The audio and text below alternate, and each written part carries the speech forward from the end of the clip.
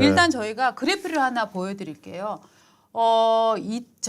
그래프가 여러 개 쫙 나온 게 있는데 이걸 보면 한국의 사교육비는 지속적으로 정말 정부가 노력을 해서 줄어드는 패턴을 보이려고 막 했었는데 어느 시점에 갑자기 치솟습니다. 여기 있네요. 예. 네, 저 보십시오. 2009년이 정말 21조 6천억 원으로 정말 컸어요. 그러니까 정부마다 저 사교육을 어떻게 줄일까 막 계속 노력을 해갖고 줄여오기 시작했거든요. 그러네요. 그런데 예. 이명박 정부 되니까 좀 줄어드네요. 그죠? 네, 2008년 이명박 정부 출범이지만 네, 이렇게 쭉 줄어들어 오고 박근혜 정부 때 쭉 계속 내려가네요. 네, 그러다가 2016년에 좀 올라갔어요. 예. 그래서 2017년 5월이 문재인 집권이지 않습니까? 네. 그때부터 뭐 다시 쫙 오르네요. 그 다음에 다음 그래프 보겠습니다. 그 다음에 2019년에는 21조였잖아요. 야, 저게 24조까지 가네요. 네, 23조고 2021년이 23.4조고요. 작년에 얼마인지 아십니까? 더 올라갔어요? 26조가 됐습니다. 야, 그러니까 말입니다. 그럼 몇 조가 더 늘어난 겁니까? 네, 네. 그러니까 문재인 정부 들어서 학원에 갖다 바치는 돈이 23조, 25조, 26조, 26조, 3조까지 올라가는 거예요. 문재인 정부 출범할 때 19조였잖아요. 네. 예. 5조 이상, 5조 원 가까이 늘었네요. 5조 네. 원이 늘었네요. 5조 원 정도가 지금 늘은 건데요. 왜 저렇게 늘었을까? 왜 저렇게 늘었을까? 그러니까. 여러분 이상하지 않으세요? 그러니까 대통령이 지금 네. 킬러 문항 없애라고 한 게 네. 수능 개입하자고 한 게 아니군요. 네. 그러니까 킬러 문항 때문에 네. 이렇게 사교육비가 늘었으니까 사교육을 없애야 되고 네. 그 사교육을 조장하는 네. 하나의 사례로서 킬러 문항이 있으니까 네. 일단 킬러 문항부터 한번 잡아보자. 네. 초창기 그 킬러 문항 잡아보고 네. 그 킬러 문항 때문에 애들이 어려운 문제 풀겠다고 그 문제 하나 더 맞추겠다고 학원 안 가도 되면은 네. 결국 사교육비 줄일 수 있지 않느냐. 네. 그 말인 거네요. 그렇죠. 그걸 만든 사람이 문재인 5년이네요. 예. 그런데 더 재밌는 건 뭐냐면은 킬러 문항 빼라고 했더니 민주당에서 난리가 났잖아요. 그런데 이것은 원래 이재명의 공약이었다 하는 내용이 또 나오고 있지 않습니까? 그렇습니다. 오늘 아침에 지금 뭐냐면은 아침에 어제 박광온 원내대표가 네. 킬러 문항을 빼라고 하고 수능 하니까 뭐라고 했냐면은 지금 수능 5달밖에 안 남았는데 이게 뭐 하는 짓이냐. 네. 그 수능 그 문제 출제는 원래대로 해라. 네. 그러니까 대통령 킬러 문항 없애고 좀 쉽게 내라고 난이도 조절하라고 했는데 민주당이 지금 얘기하는 건 뭐냐면은 수능 원래대로 어렵게 내세요. 그렇죠. 수능 원래대로 어렵게 내세요 지금 그러고 있는 거예요. 아니 그리고 이재명 대표도 방금 전에 얘기를 했어요. 우리나라 교육의 가장 큰 리스크는 윤석열 대통령의 섣부른 결정이다라고. 근데 이게 섣부른 결정이 아니라 네. 지난 대선 때도 논란이 되었고 네. 이미 이재명 대표 스스로 자기가 얘기했다. 자기도 공약으로 걸었던 거예요. 그러니까 네. 지금 수능이 너무 어렵고 네. 그 수능이 어려운 수능이 네. 사람들을 학생들과 학부모들을 사교육으로 내몰고 있는 원인이다라고 네. 지목을 스스로 했던 거예요. 맞아요. 그런데 문제는 지금 뭐냐면은 딱 사교육비를 줄이는 어떻게 보면 사교육과의 전쟁에 이제 첫 포성을 열었다. 저는 이렇게 보고 있는데 네, 맞습니다. 이렇게 보고 있는데 이렇게 되니까 1번 가장 반발하는 사람이 누구냐 하면은 돈 수백억씩 버는 학원 스타 강사들. 그렇죠. 첫 번째. 100억짜리 집에 살고 240억짜리 집에 살고 2억 5천만 원짜리 시계를 차는 이런 네. 강사들이 학생들만 불쌍하다 이러고 난리를 치고 그렇습니다. 있어요. 저 현우진이라는 사람은 뭐 한 해 소득이 뭐 240억? 본인이 예. 그러니까 최근에 그 일종의 플렉스죠. 네. 자기 소득세 130억 낸 거를 네. 인증을 하게 됐으니까 소득세를 130억 냈으니까 얼마나 자기 예. 많이 벌었냐 보여줬죠. 저 사람 케이스만 잠깐 짚고 넘어갈게요. 저 사람이 학생들만 너무 불쌍하다. 저 킬러 문항을 딱 잡아주는 킬링 캠프 막 이런 거 만들어서 정말 고액 그 과외를 하던 사람인데 우리 전혁 선생이 뭐라고 얘기를 했냐. 난민 홍보대사 하던 정우성이랑 똑같아 너라고 정말 아주 일침을 가해 주셨는데요. 야 정말 우리 역시 전혁 씨가 정말 저런 얘기를 잡아내는 데 정말 최고라는 생각이 드는데 네. 이런 지금 얘기가 나오고 있는 상황 요거에 대해서 한 번 더 봐야 될 텐데요. 저는 근데 저 좀 사람은 스탠포드 출신이라고 하잖아요. 스탠포드 수학과 네. 나왔죠. 그래서 스탠포드 수학과 나왔는데, 예. 그러니까 정말 지금 학원에 일타 강사라고 얘기가 되는 사람들은 유학생 출신이 진짜 많아요. 그러니까 사교육비 많이 들이고 또 좋은 대학교 나와서 유학까지 갔다 온 사람들이 다시 한국으로 돌아와서 해외에서 취직을 하는 게 아니라 한국으로 돌아와서 다시 학원 강사가 되는 네. 기이한 순환이 일어나고 있어요. 그렇죠. 네. 그리고 또 뭐 서울대, 카이스트 네. 뭐 출신들도 뭐 또 유명한 이지영 같은 경우에는 사탐 거기는 이제 서울대 사범대지 않았습니까? 네. 그러니까 서울대 사범대라는 학벌과 그리고 재치 있는 말솜씨 이런 걸로 어쨌든 아이들을 거의 교주처럼 네. 아이들한테 학생들한테 교주처럼 떠받침을 받고 있는데 과연 그게 정상적인 상황인지는 계속 의문을 가졌고 그렇죠. 그러면서도 한 명 한 명이 첫 번째 학부모가 되면은 당장 거기를 가야지 애들이 그 인강이라도 들어야지 애들 성적이 나올 거라고 하는 불안감이 있습니다. 사교육이 불안시장이라고 하잖아요. 그 불안감 때문에 그거를 그냥 일단 따라가게 되고 그 다음에 아이들이 대학을 가게 되잖아요. 네. 가게 되면은 관심에서 멀어져요. 맞아요. 그러면서 또 넘어가고 그런 식으로 지난 사교육 시장이 아까 그래프 보셨듯이 지난 10년, 20년 동안 계속 커져 왔고 아무도 그거를 제대로 건드리지 못했는데 윤석열 대통령이 이번에 킬링 문항이라고 내긴 킬러 문항이라고 하긴 했지만 상징적으로 그 킬러 문항을 언급하긴 했지만 실제로는 전 사교육을 손보겠다. 네. 한번 제대로 해서 저는 되게 신선하게 다가왔습니다. 그리고 실제로 연금 교육, 교육 개혁 본인이 내걸었던 공약이지 않습니까? 네. 근데 지금 저희가 아까 반발하는 사람들 얘기를 하다가 잠깐 이제 네. 저 멈췄는데 반발하는 세력이 어디냐면 일단 1번 학원 강사들이 지금 크게 반발하고 반발하고 있고요. 2번 뭐냐면 강남 엄마들. 소위 네. 말하는 1등급 맞는 상위 4% 엄마들이 강하게 반발을 하고 있단 말이죠. 그럼 뭐냐? 이거는 지금 윤석열 대통령의 완전한 지지계층이에요. 강남맘들이. 그런데 지금 기이한 현상은 반대로 개딸들은 말이죠. 윤석열 대통령의 이 행정을 비난하고 있지 않아요. 커뮤니티에 조용하다는 거 아닙니까? 그렇죠. 제가 사실은 이제 뭐 몇몇 저기 지금 또 저게 네. 이제 빨리쿡이라고 하는 것인데 네. 어떻게 본다면 이게 그러니까 교육 계획이 이 공약이나 네. 이 정책이 정말로 어떻게 보면 지지층 안 보고 가는 거예요. 지지층 안 보고. 그래서 멘붕이 온 사례들이 있는데 강남에 있는 사람들은 자기들 이렇게 돈 들여서 해놨는데 네. 이게 참 사람의 이기적인 속성인데 그동안 이렇게 여기다 돈을 넣어서 네. 공부시켜 놨는데 수능 쉽게 낸다고? 엄청 화나는 거죠. 약간 좀 열받는다라는 네. 느낌이 저렇게 나오고 있고 반면에 윤석열 대통령이 하는 거라면은 뭐 아몰라 무조건 반대해야 되는데 저쪽 신도시에 민주당 지지층이 많은 쪽의 네. 맘카페들 네. 반응은 뭐냐면은 일단 반대를 안 해요. 네. 근데 딱 잘했다는 말은 못하지만 그렇죠. 그거에 대해서 그전에 개딸들이 보였던 극렬한 반응은 안 나오고 있어요. 그러니까 이게 무슨 소리냐면 이 킬러 문항 삭제에 내지 마라라고 하는 정책은 상위 몇 프로의 엄마들은 엄청 열받을 소리지만 네. 그 상위 4% 내지 뭐 10%를 제외한 나머지 사람들 입장에서 아 그래? 땡큐. 땡큐. 땡큐. 할 수 있는 정책이라는 거예요. 그렇습니다. 네, 울프 네. 레마트님이 민주당이 지금 이거 갖고 반대하는 얘기를 들으시더니 슈퍼챗과 함께 이해찬 세대를 만든 민주당과 추종자들이 할 소리는 아니다. 이렇게 일가를 해주셨는데요. 그것도 맞는 말씀이죠. 예, 맞는 말씀이시고요. 네. 지금 이 중요한 포인트를 저희가 이제부터 좀 짚고 넘어가려고 하는데 이 사교육 시장이 왜 이렇게 커졌는지 이 배경을 잠깐 좀 말씀을 드리겠습니다. 아까 방금 네. 우리 댓글에서 말씀해 주신 게 사실은 노무현 정부 때 네. 교육부총리가 이해찬이에요. 맞습니다. 이해찬 교육부총리 시절에 네, 그 수능을 반영을 확 낮추고 네, 수시 비율을 엄청 놀리면서 네, 지금 사교육 시장이 엄청 커졌거든요. 네, 그 시작점이 거기라고 보는 맞습니다. 견해입니다. 맞습니다. 그래서 우리 방금 댓글 올리신 분 정확하게 보고 계신 것 같습니다. 네.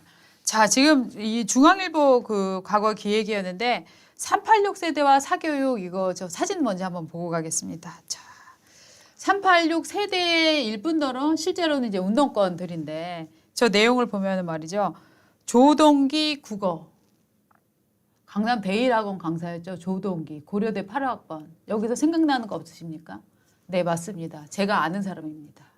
그다음에 그다음에 가장 어떻게 보면 사교육 유명한 분이죠. 메가스터디의 손주원. 예. 저 양반은 재산이 몇 천억 원대 되는 거죠. 정확하게 잘 모르겠습니다만 어쨌든 몇 천억 되겠죠, 뭐. 네. 메가스터디는 저 코스닥 상장 기업 아니에요? 상장기업이고요. 네, 예. 네. 그다음에 박영재. 서울 강동적 청산학원을 설립을 해서 경기방송 대표를 지냈습니다.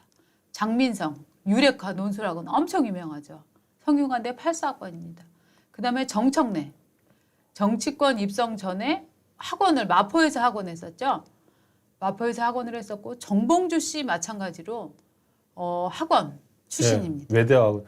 그러니까 이게 지금 네. 이 그림을 보면 아시겠지만 네. 이 사교육 시장과 네, 더불어민주당은 네, 아주 가깝습니다. 맞습니다. 친화력이 존재합니다. 네, 너무너무 친합니다. 네, 그래서 노무현 정부 때 이 이해찬이 수능 쉽게 내고 그다음에 내신 위주로 수시 네. 위주로 학종 수시 위주로 그 대학을 선발하게 하면서 아이들이 그 아주 그냥 애들한테 그거 한 거라고 생각을 했거든요. 네. 근데 그 결과가 뭐냐면은 이 사교육 시장이 어마어마하게 커지는 결과를 빚었습니다. 지금 내신이 실제로 지금 우리는 대치동만 생각하고 있잖아요. 근데 아까 정청래 그 대치동만 얘기하고 정청래 같은 건 마포구도 하지만 이 학교마다 그 작은 대치동들이 다 있습니다. 아, 그럼요. 다 있습니다. 그리고 이거의 뿌리는 뭐냐면은 80년대에 운동권들은 전과 기록이나 네. 혹은 뭐 구류를 살았거나 혹은 성적이 또 안 돼서 그 또 유급해서 네. 여러 가지 이유로 좋은 기업에는 취직하기가 힘들었습니다. 그렇죠. 그러니까 이 운동권 중에 상당수가 넘어간 것이 학원이에요. 보습 학원입니다. 예, 보습 그러니까 학원. 대치동으로 바로 간 것도 아니고 네. 지금 저희가 보여드린 거는 아주 크게 성공한 네. 386 학원 재벌들이고 그 저보다 훨씬 많은 수들이 각 지역, 부산이면 부산, 네. 뭐 광주면 광주 지역에서 네. 보습 학원으로 들어가서 지역에서 아이들을 사교육 시장에서 활동을 하고 있습니다. 그러면서 어떻게 하냐면은 사교육을 해서 입시 경쟁을 부추기고요. 또 하나는 학원에서 반정부 발언을 정말 많이 가리킵니다. 맞습니다. 이것은 저희 집에서 실제로 겪었던 일인데 예. 저희 아이가 학원에서 그렇게 이명박 대통령 욕을 많이 한다. 자기 그 학원 다니기 싫다라고 얘기를 했었던 적이 있어요. 그렇군요. 그래서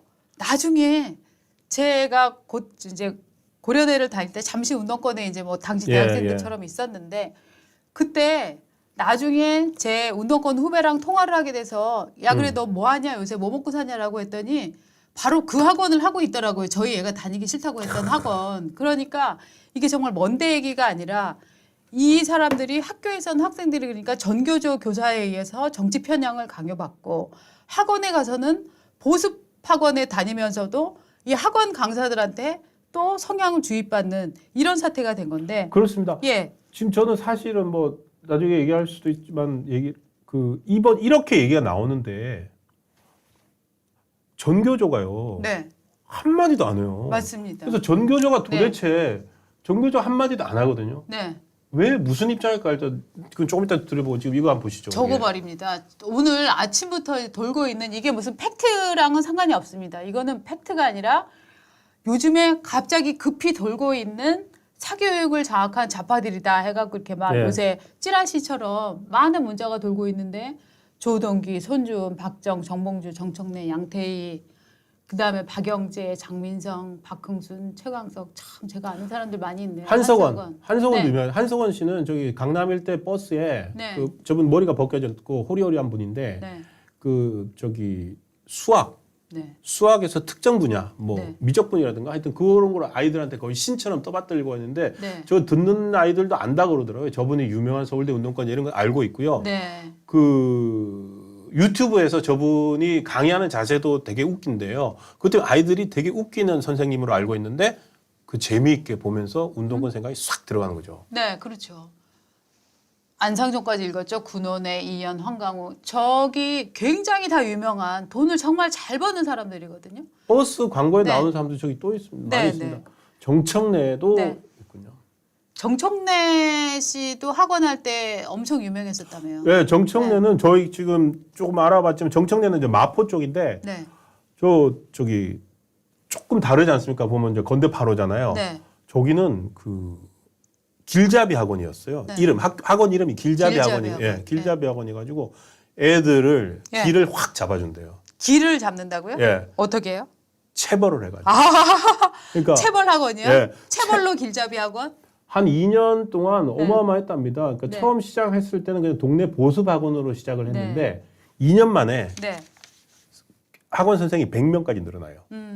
그 오. 정도면 어마어마한 그쵸. 입소문을 탄 거죠. 예. 100명까지 주식회사네요, 주식회사. 거의 주식회사 수준까지 갑니다. 그래서 그거로 돈을 벌고 엑시트를 하죠. 아, 그러니까 그리고 유명했던 거는 체벌을 잘해가지고 애들 공부하는 습관을 잘 잡아주는 한 학원으로. 근데 나중에 이제 너무 체벌이 심하다 뭐 이런 네. 것들 때문에 되는데 정청래 의원 스타일을 보면은 뭐 네. 이해는 돼요. 정청래 씨가 원래 테러범이잖아요. 그 미국 대사관 관저에 사제폭탄 던져가지고 그것 때문에 이제 취직이 안 돼서 이제 학원 한 거지 않습니까?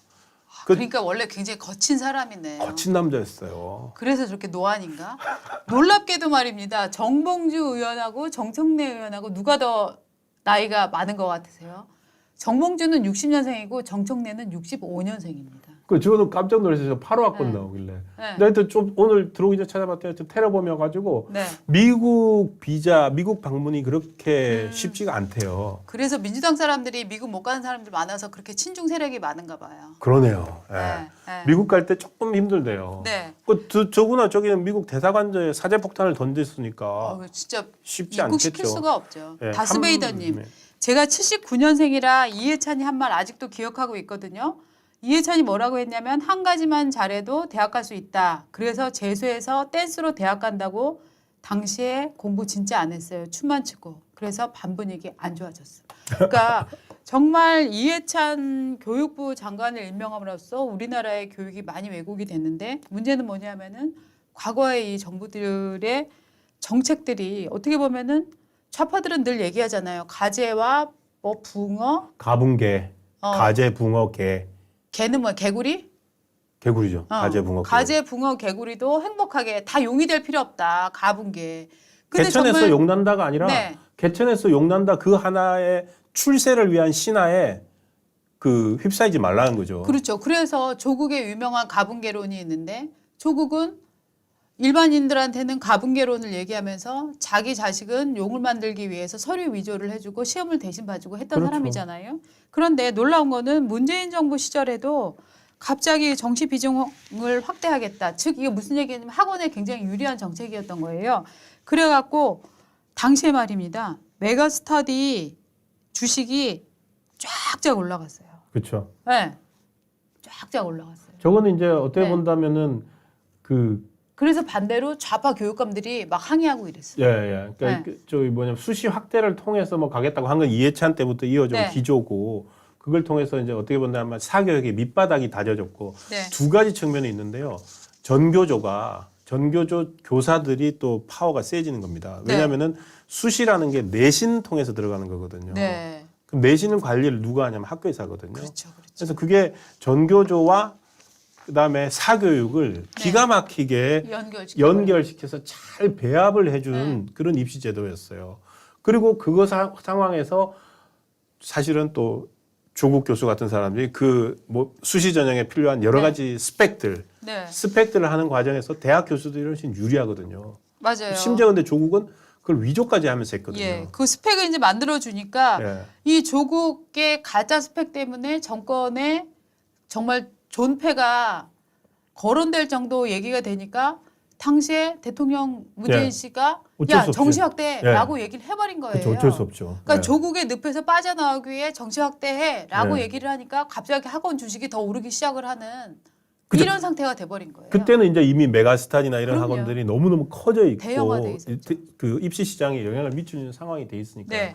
그러니까 이런 식으로 그 사교육 시장과 입시 제도와 그다음에 그 좌파 운동권 계열들이 네. 엮여 있습니다. 그러니까 20년 전에 사교육 시장에 들어온 좌파 운동권들은 취직 안 되고 네. 청년기에 이제 막 거기에 들어온 첫 세대였다면 네. 20년이 지난 상황에서는 네. 어마어마한 거물들이 다 돼 있는 거예요. 맞아요. 방금 보시는 것처럼 뭐 코스닥 상장 메가스타디 그다음에 강남에서 뭐 엄마들은 막 구름처럼 끌고 다니는 학원 선생 그리고 정청래와 같은 뭐 여당의 중진 정치인 그로 돼 있죠. 아까 방금 얘기했지만 정청래 씨와 같이 학원을 했던 동업자가 있습니다. 네. 그분도 운동권인데 아. 그분은 지금 뭐 하는지 아세요? 정청래는 이제 학원을 접고 정치를 하게 되고 네. 그분은 학원으로서 번 돈을 가지고서 다시 교육계로 나갑니다. 그래서 지금은 우리 아이들이 보는 교과서까지 만들어요. 아, 교과서 만든다고요? 예, 비상교육이라고 하는 아, 회사로 네, 갑니다. 네, 네. 그 유명하죠. 비상교육이 예. 정청래 씨랑 같이 학원했던 사람입니다.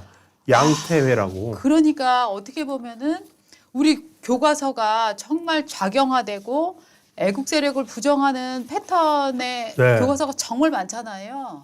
맞습니다. 그러니까 어떻게 보면은 이 사교육 시장을 키워간다는 건 뭐냐 하면은 좌파들의 세계관을 학원에서 입으로 주입시키는 것뿐만 아니라 심지어 교과서로 남기는 일까지 예. 하게 되는 이런 의외의 효과까지도 만들어 버리는 거잖아요. 예, 양태회 맞네요. 네. 이분이 그 같이 이제 체벌 아까 전문했던 그 학원을 같이 했었고, 네. 그리고 비상교육이라는 걸 만들었는데 네. 그 비상교육도 지금 어마어마한 회사가 된 거예요. 그럼요. 교과서를 찍을 정도니까. 그렇죠. 그러니까 그 단순한 그러니까 이 윤석열 대통령이 킬러 문항 없애라고 한 게 네. 단순히 수능을 어떻게 난이도를 낮춰서 한 게 아니라 네. 지난 20년 동안 그 좌파들이 너무너무 이렇게 소리 들어와가지고 딱 뿌리를 내리고 있는 거의 교육계 30년 동안. 30년 동안 네. 사교육계에서 이 카르텔을 좌파 카르텔을 깨야지만 네. 우리나라에 미래가 있다. 네. 좀 그렇게 보는 거라고 생각합니다. 그리고 저는 학원 강사들이 이렇게 지금 대통령의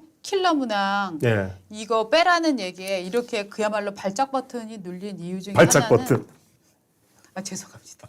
아니 이 딱 이유 귀에 중에- 들어옵니다. 예. 이 이유 중에 하나는 저는 자기네 산업이 흔들릴 수 있다는 우려가 가장 맞아 크다고 맞아. 생각합니다. 그렇죠. 그리고 지금 인구 아이들을 안 낳아서 학생 수는 점점 감소하고 있잖아요. 네. 그러면 학원 입장에서는 학생 수가 감소하기 때문에 학원을 조금 더 고급화하거나 예.